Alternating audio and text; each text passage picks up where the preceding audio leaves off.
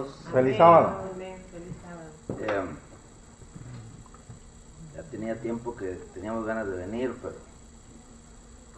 nos tienen ocupados allá en Little Rock también, así que, pero bueno, qué bueno, parece que mis papás vinieron por aquí alguna vez, con el hermano Santos.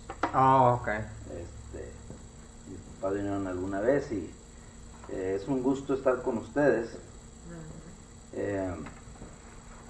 Saben que los grupos pequeños tienen su magia, es diferente a una iglesia grande donde ya no pueden opinar uno mucho, ya no puede decir uno mucho lo que piensa, y en este tipo de grupos tenemos más libertad. Así que yo les invito, igual que si alguno de ustedes quiere decir algo mientras estamos hablando de la palabra de Dios, lo puede hacer con confianza. Vamos a hacer una oración así como están, inclinamos nuestro rostro y vamos a orar. Gracias te damos, Señor, porque eres bueno y porque para siempre es tu misericordia. Amén. Señor, en esta hora pedimos que vengas y hables a nuestro corazón y que, Señor, lo que escuchemos sean palabras tuyas y que nos sirvan para poder continuar en esta vida y para poder compartirlo con el que no lo conoce. Gracias por tu amor, en Jesús agradecemos todo. Amén. Amén. Muy bien.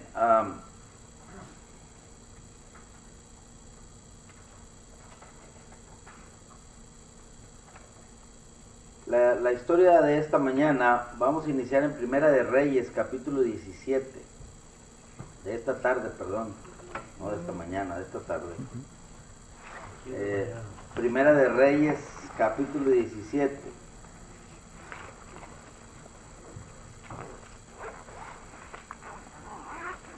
Corrimos un poco, me tocó predicar en Little Rock ahorita a las 11, terminamos y de ahí nos venimos manejando.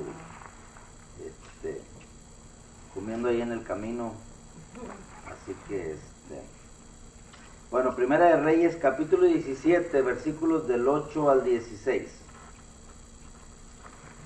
Ustedes lo siguen con la vista, dice: y fue a él palabra de Jehová diciendo. ¿Alguien sabe de quién es él? ¿De quién estamos hablando? Elías. De Elías, muy bien. Levántate, le dice en el 9, ve a Sarepta de Sidón y allí morarás. He aquí yo he mandado allí a una mujer viuda que te sustente. Vamos a parar ahí en el 9. Recuerden que Acab, el rey de Israel, se había casado con Jezabel, una mujer que no era de las mejores para escoger. Dijo el hermano hace un rato que no era muy bueno escoger de afuera porque lo más seguro era que nos sacaran, ¿verdad? Hay sus excepciones, ¿verdad?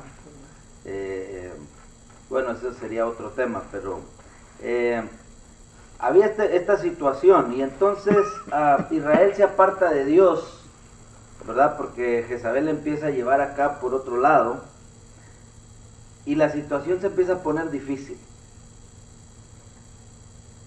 Y si recuerdan, había dejado de llover ya por un año. Dios había mandado al profeta a un arroyo para que fuera sustentado allí, pero resulta que el arroyo se seca. Y entonces ahora Jehová le dice: ve ahora a Sarepta de Sidón y allí morarás. Y dice: yo te voy a mandar a una mujer viuda para que te sustente. A veces las cosas que Dios tiene para nosotros parecen extrañas, parecen sin sentido,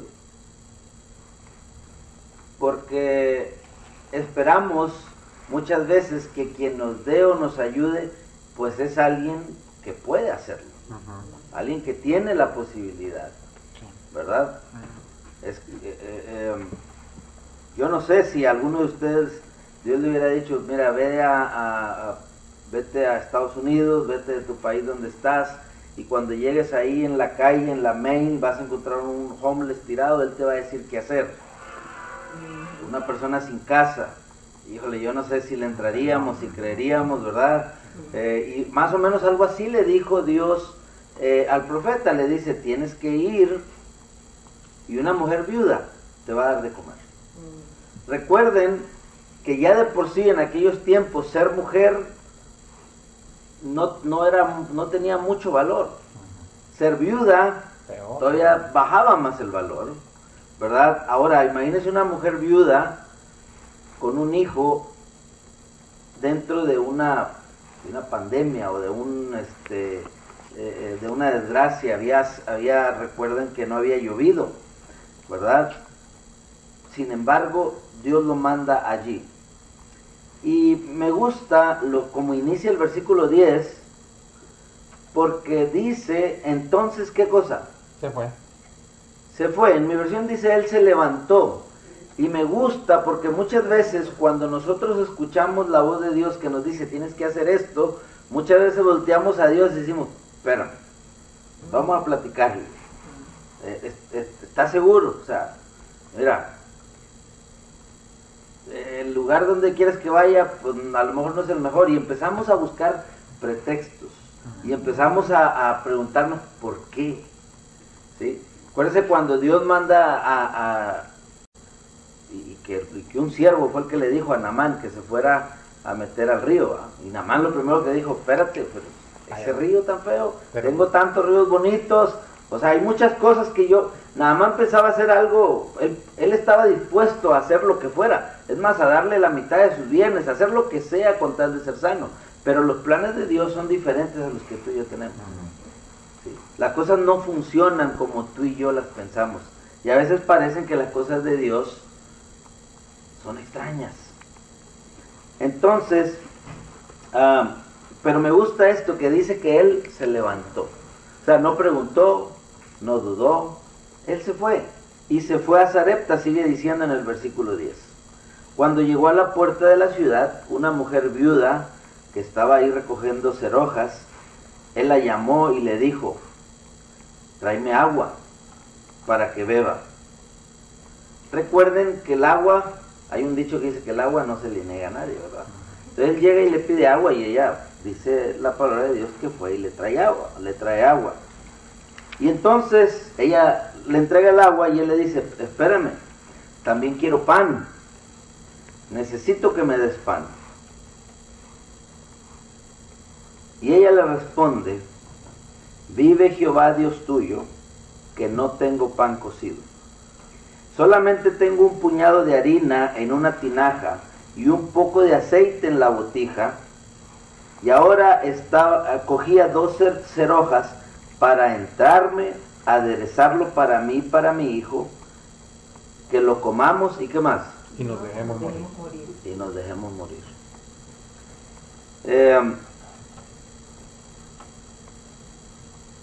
A veces entender los planes de Dios son difíciles para nosotros. La palabra de Dios dice que primero debemos de buscar ¿a quién? A Dios. Al reino de Dios. Si nosotros buscamos el reino de Dios primeramente, será más fácil cumplir su voluntad. ¿Sí? Cuando nosotros no tenemos una relación con Dios, entonces es más probable que empecemos a poner excusas y pretextos para todo, ¿verdad?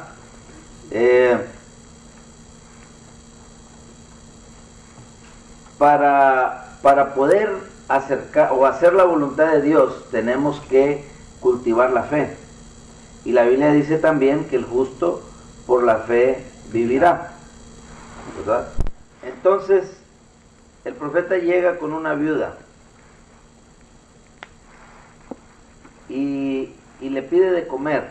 Y ella le dice, mira, tengo poquito de harina, poquito de aceite, lo voy a preparar aquí, se lo voy a dar a mi hijo, voy a comer yo y es todo, y nos vamos a preparar para morir porque no hay más comida.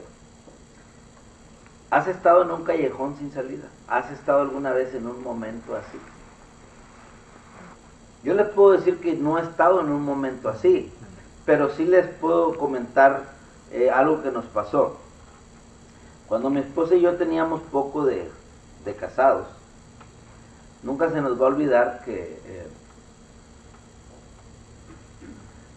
todavía no llegaba el día de pago y se acabaron las provisiones en la casa. Éramos solamente ella y yo, 2 jovencitos, y nunca nos hemos preocupado, Dios ha provisto.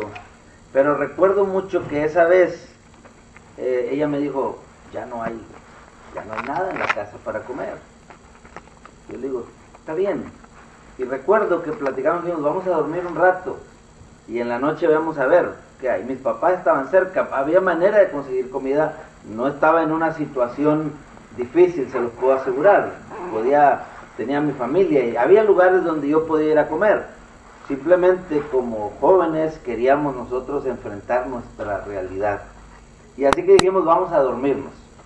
Y recuerdo que cerca de donde nosotros vivíamos estaba una tía de nosotros a la cual visitábamos muy poco, por lo menos en su casa. Y estando acostados escuchamos la puerta.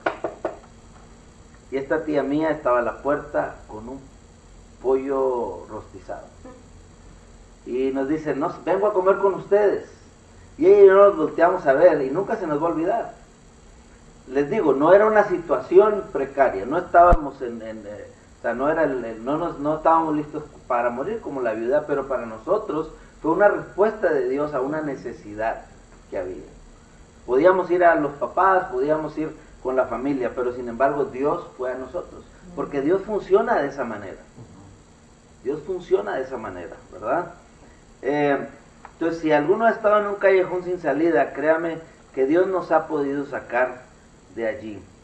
Dios nos ha salvado de esos callejones. Lo que debemos es no temer. Dios nos ha dicho en su palabra, no temas. Muchas veces en la palabra de Dios nos dice, no temas. Y si se acuerdan que él le dijo a Josué cuando le dijo, no temas, tienes que hacer algo, esforzarte y ser valiente. Lo mismo nos dice el Señor hoy, no temas. Cualquier necesidad que tengas yo la puedo suplir, pero tienes que esforzarte y ser valiente. ¿Sí? Ahora, Elías le dice en el versículo 13, precisamente le dice, no temas. Ve y haz lo que, como has dicho, le dice en el versículo 13. O sea, le dice Elías, no tengas miedo, ve y prepara ese pan, eso que tienes para hacer. Pero Elías no se queda ahí, Elías le dice, pero hazme a mí primero. O sea, yo me imagino, quiero meterme en el lugar de esta viuda, cuando Elías le dice, ve a preparar ese pan que tienes. ¿Para quién alcanzaba ese pan? Dijo ella, para ella y para su hijo, 2 personas. Pero sin embargo Elías le dice, ve y haz eso, pero dame a mí primero. Ahora, en casa, ¿quién come más? ¿Papá, mamá o los hijos? Mamá. Los hijos. A ver, los hijos, bueno, los hijos, sí, ¿verdad? Pero bueno, se supone que los varones o los hombres adultos comemos más, deberíamos de comer más porque trabajamos más, ¿no? ¿Es cierto? Entonces yo me imagino que la viuda pensó, pero si le doy a él se lo va a comer todo. Se lo va a quedar todo, no me va a quedar nada a mí, ¿verdad? Pero él le dice, no tengas temor, hazme a mí primero. Imagínate, estás en una crisis y Dios te dice, dame a mí primero. Bueno, cuando ustedes y yo cobramos nuestras ganancias de la semana o del mes, ¿quién debería ser el primero de nuestra lista? Dios. Dios. A veces actuamos de manera inversa y ponemos primero la renta, los biles, porque Dios sabe que yo tengo mis necesidades. Pero sin embargo Dios dice, yo tengo que ser el primero. Hay un himno en inglés que me gusta mucho, que dice que Dios no juega, hablando del béisbol, él dice que Dios en el juego no es un fielder. Dice, él es el que tira la pelota, ¿cómo se llama? Pitcher. El pitcher, él es el pitcher, él es el más importante del juego. O sea, Dios no juega la segunda base, Dios no juega otra base, Dios tiene que ser el primero. Si recuerdan que en el béisbol, si se gana un juego, lo gana el pitcher, ¿verdad? Sí, el que sirve. Entonces, Dios es el primero y Dios dice, de todo lo que tienes que sacar el 10% para mí primero. Porque Dios tiene que ser primero y a veces se nos olvida. A veces vemos que la olla tiene poquita harina y la vasija tiene poquito aceite y decimos, discúlpame Señor, yo sé que tú lo vas a entender. Cuidado, porque eso puede ser un engaño de Satanás. Tengamos cuidado, tengamos cuidado. Pero Dios nos dice en una crisis, hazme a mí primero. Y Elías le da una promesa. ¿Sí? Versículo 14. Porque Jehová, Dios de Israel, ha dicho así: la tinaja de la harina no escaseará, ni se disminuirá la botija de aceite. Cuando logremos entender este versículo, muchas de nuestras quejas se nos van a ir. ¿Por qué? Porque muchos que han estudiado esta lección o esta historia piensan que la vasija de la harina se llenó y piensan que la vasija del aceite se llenó. ¿Eso dice la Biblia? No, porque a veces queremos que el Señor nos llene nuestras vasijas. Digo, Señor, pues si tú has prometido que vas a aventar bendiciones hasta que sobreabunden. Ahora, sobreabundar no quiere decir que los billetes estén saliendo por las ventanas de la casa. No va a faltar. Quiere decir que no va a faltar. Y eso para mí es algo extraordinario. Es algo extraordinario porque a través de mi vida he visto cómo el Señor ha proveído cada vez que ha sido necesario. Y eso es lo que Elías le estaba diciendo a ella. Ese poquito de harina que tienes, siempre lo vas a tener. ¿Para cuántos dijimos que era? Para dos. ¿Y cuántos habían en la casa? Ahora, bueno, ahorita había 3, pero ¿cuántos iban a vivir en esa casa? Dos. O sea, Elías le dijo, para ustedes 2 que aquí viven va a haber siempre. Hasta que llueva otra vez. Hasta que llueva otra vez. O sea, las bendiciones de Dios, mis hermanos, no es para que nos haga daño, porque el dinero a muchos o las bendiciones en exceso a muchos nos pueden hacer daño. Sí. Bueno, pero ¿qué hubiéramos hecho si fuera nosotros que nos hubiera sucedido así? ¿Hubiésemos quitado el pan de nuestros hijos para dárselo a alguien más? Difícilmente lo hubiésemos hecho. Yo me imagino que mientras esa mujer amasaba ese pan, ella pensaba en Elías, en que era todo lo que había. Ella no había visto lo que Elías le estaba diciendo. Sí es cierto, él me dijo que no me va a faltar harina, pero ¿qué tal si ya no? O sea, que no es fácil dudar, tener miedo, es válido. Es válido. No crean ustedes que es un pecado dudar de Dios. No crean, no es un pecado, no es pecado, es humano. Somos seres humanos y podemos dudar de Dios. Lo importante es no dejar de amasar. Porque esta mujer, mientras más amasaba, su fe iba creciendo. Su fe iba creciendo. Y entonces hace el pan. Digo, ahora yo le voy a poner un poquito de mi imaginación. Hace el pan y Elías empieza a comer. Y ella está viendo que el pan se está acabando. Y Elías sigue comiendo, traía hambre. Acuérdense que venía de donde el río se había secado, entonces venía con hambre. Y yo creo que Elías se comió todo el pan. Le digo, eso a lo mejor es un poquito de mi imaginación, pero yo creo que Elías se comió el pan. Y ella lo vio comerse el pan. Y a lo mejor Elías le dijo, oh, sorry, perdón, pues hazte otro pan para ti, para tu hijo. Y ahora ella tenía que hacer algo. ¿Qué tenía que hacer ahora para hacer un pan? Primero fe para ir a buscarlo. Okay, tenía que ir a buscarlo.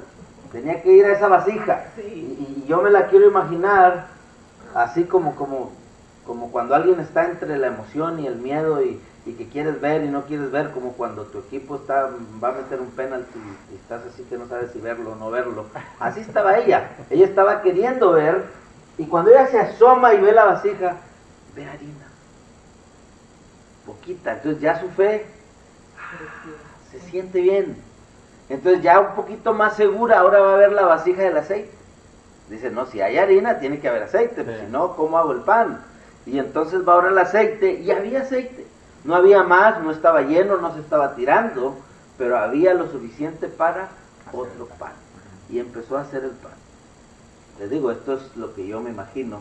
Y yo creo que eso ayudó a que esa mujer pudiera tener esa fe tan grande, ¿verdad? Y esa emoción, porque Dios funciona de esa manera. Porque Dios nos deja contentos. Cuando Dios trabaja, nos deja contentos. ¿Sí?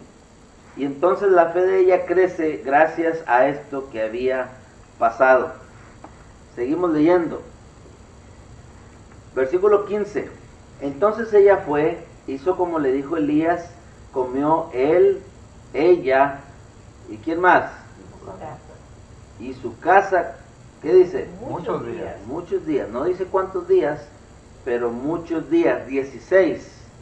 Respuesta de Dios, la tinaja de harina no se escaseó, ni menguó la botija de aceite, conforme a la palabra de Jehová que había dicho por Elías.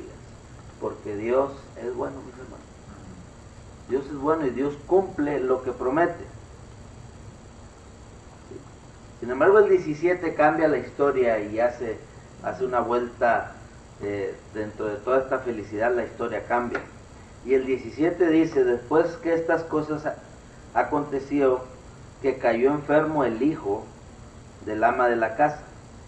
Y la enfermedad fue tan grave que no quedó en él resuello. O sea que él falleció, él murió. Y ella dijo a Elías, ¿qué tengo yo contigo, varón?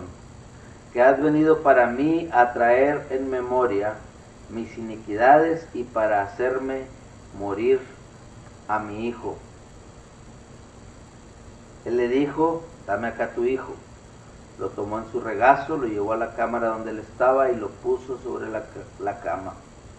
Clamó a Jehová Dios y dijo, Dios mío, aún a la viuda en cuya casa yo estoy hospedado has afligido matándole a su hijo. Y midiéndose sobre el niño 3 veces y clamó a Jehová y dijo, y Jehová Dios mío, ruégote que vuelva el alma de este niño en sus entrañas. Jehová oyó la voz de Elías y el alma del niño volvió a sus entrañas y revivió. La historia toma un turno o algo difícil, ¿verdad? Nadie espera que su hijo muera. Hay un dicho que dice que los padres no estamos preparados para sepultar a nuestros hijos. Y eso debe doler. ¿Sí?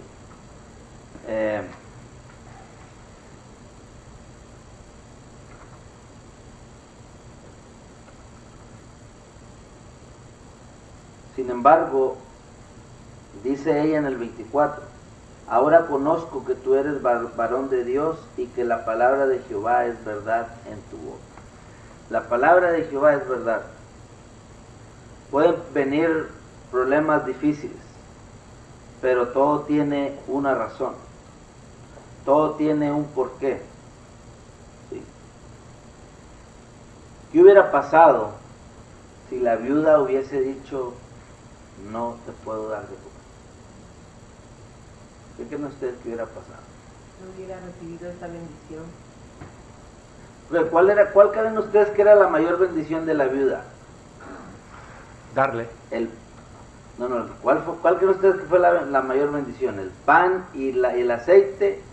Porque quiero decirles algo, el hecho ¿fue culpa de Elías que el hijo se muriera? No. No. ¿Ustedes creen que el hijo como quiera se iba a morir? Sí, posiblemente. Posiblemente sí. Entonces, ¿cuál fue la mayor bendición de la vida? ¿Resucitar a su hijo o el pan? Es que eso era ya de antemano, que habían dicho que se iban a preparar para morir. Más seguro era que iba a pasar eso. Entonces vemos que a veces el decirle que sí a Dios tiene sus bondades, tiene su recompensa. Es creerle, creer. Así es. Sí. Cuando tú tienes fe en Dios, hay para ti y para tu casa. y también hay vida. ¿Sí? Mis hermanos, si no ponemos a Dios en primer lugar, nuestros hijos pueden morir. Y no es nada más la muerte física la que es importante, sino es también la muerte espiritual. Si estamos con Dios, nuestros hijos estarán con Dios. Y si algún día ellos se alejan por su decisión, nunca olvidarán lo que nosotros les hemos dicho, lo que nosotros hemos puesto en sus corazones. Así que pongamos a Dios en primer lugar. Vale la pena poner a Dios en primer lugar.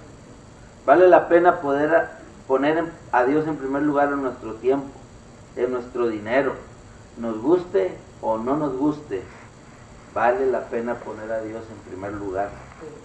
Se los quiero decir. Sí. Probemos a Dios. Malaquías dice, pruébame.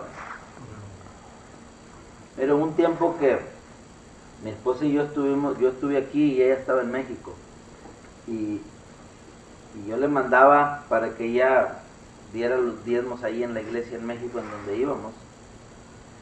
Y yo de repente sentía que en mi trabajo las cosas no salían muy bien. Y yo le hablaba y le decía, Reina, ¿ya diste el diezmo?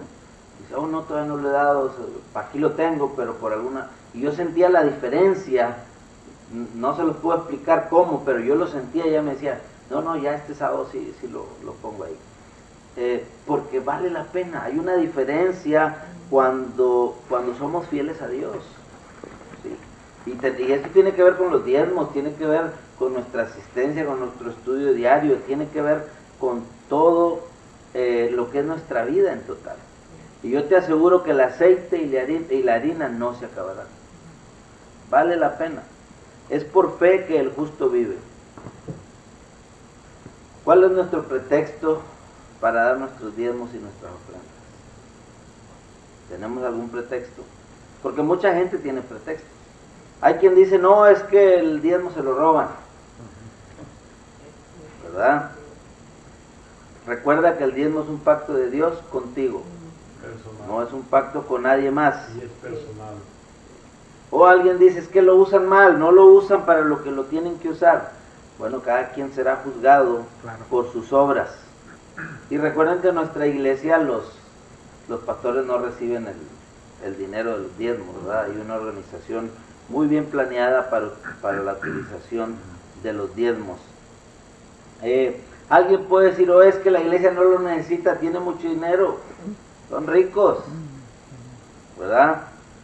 Recuerden que es tu relación con Dios la que te debe hacer cumplir con esos diezmos y esas ofrendas.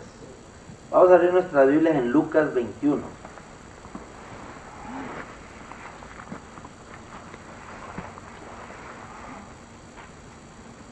Lucas 21, del 1 al 4. Hay una historia ahí muy conocida por todos. Y dice que mirando vio a los ricos que echaban sus ofrendas. Y estaba Jesús allí. Y vio también una viuda pobrecilla que echaba allí 2 blancas. Y dijo Jesús, de verdad os digo que esta pobre viuda echó más que todos. Porque todos estos de lo que les sobra echaron para las ofrendas de Dios, mas esta de su pobreza echó todo el sustento que tenía. Hace poco escuché la historia de un pastor que dice que antes de ser pastor estaba en una reunión en la iglesia y él traía $20. Ellos acostumbraban los sábados por la noche comprar una pizza para los niños y él traía sus $20 guardados para esa cena de esa noche para los chicos, para que la pasaran bien ese sábado en la noche. Y entonces se pidió una ofrenda especial por algún evento en la iglesia o por algo que se tenía, algún proyecto de la iglesia. Y dice el pastor, que en ese tiempo aún no era pastor, dice, yo estaba sentado y yo tenía una lucha entre, traigo $20, la iglesia lo necesita, el proyecto está bien, ¿cómo le hago? Daré 10, pero si doy 10 ya no completamos para la pizza en la noche. Y empezó a pensar ahí Y entonces dice que él volteó a ver a su esposa y dice, como ella y yo ya teníamos un vínculo, cuando yo la volteo a ver, ella me hace.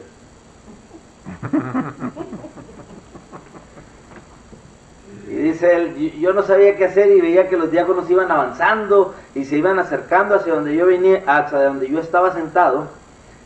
Y dice, metí la mano en la bolsa y ahí mantuve la mano en la bolsa. Cuando el diácono pasó, mi mano salió con el billete y lo entregué. Y dice, volteé a ver a mi esposa y mi esposa ya no me estaba viendo. Terminó la reunión, ya por la tarde, despidieron el sábado y se subieron al carro. Y él dice que al subirse al carro, ¿qué creen que gritaron los niños? Pizza. Pizza, pizza, ¿verdad? Empezaron a gritar los niños porque sabían que el sábado en la noche iba a haber pizza. Y dice que él no sabía qué hacer, entonces mamá dio la vuelta hacia atrás en el carro con los niños y les dijo, no va a haber pizza porque su papá dio el dinero. Ah, imagínense los niños. Y dice el pastor que arrancó el carro y cuando iba a arrancar, se vino un viento que levantó hojas y levantó varias cosas, cuando algo se pegó en el vidrio del carro, Parabrisas. en el parabrisas del carro. Y el pastor dice que había $20 en el parabrisas del carro. ¿De dónde? No lo saben, ¿verdad? Pero para él, dice, eso fue una señal de Dios. Que a veces desprenderse de lo que creemos que es lo último, puede ser lo último para nosotros, pero no es lo último de Dios. Dios dice, mío es la plata, mío es el oro. Entonces Dios nos puede dar cualquier cosa que necesitemos. ¿Sí? Y así, entonces, hay quienes dicen que debemos de ofrendar hasta que duela, para que lo pensemos. Jesús sabía que ella dio de corazón para Dios. ¿Sí? Cada quien puede dar como Dios le haya dado en su corazón hacerlo, ¿verdad? Quien no sigue el plan de Dios de no dar, tiene que, o no puede esperar las bendiciones de Dios, ¿verdad? Mis hermanos, Dios nos ha dado un tiempo, un dinero, nos ha dado nuestras fuerzas para utilizarlas como querramos, pero nos ha dicho, búscame primero. Si tú me buscas primero, yo te voy a dar bendiciones. No dudemos de Dios. Aunque las cosas parezcan difíciles, aunque parezcan que no hay una salida fácil, Dios tiene una salida. Y a lo mejor en este mundo tendremos aflicción, dice el Señor, pero confiad, yo he vencido. Y el Señor ha vencido por nosotros, ojalá y podamos dar a todo aquel que lo necesita, podamos dar para la iglesia, para el sostén de ella, y que nos podamos ver pronto en el cielo. Amén. Que Dios les bendiga y esta es la palabra de Dios. Amén. Amén.